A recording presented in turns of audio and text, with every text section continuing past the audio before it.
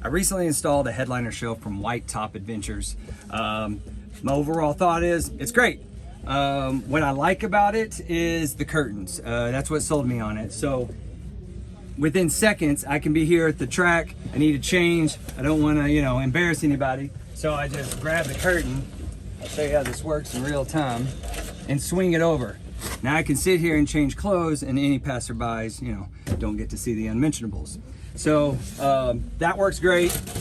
They have it set up here where you can swing it back. They give you a little rope, and then you can tie it off. I tie it off here to my headrest. The shelf is awesome.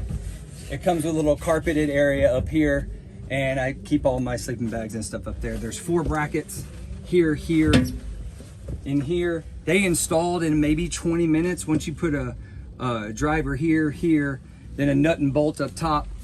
Yeah, it all went in really smoothly. It fits perfect. I could hang on this and do pull-ups if I wanted to.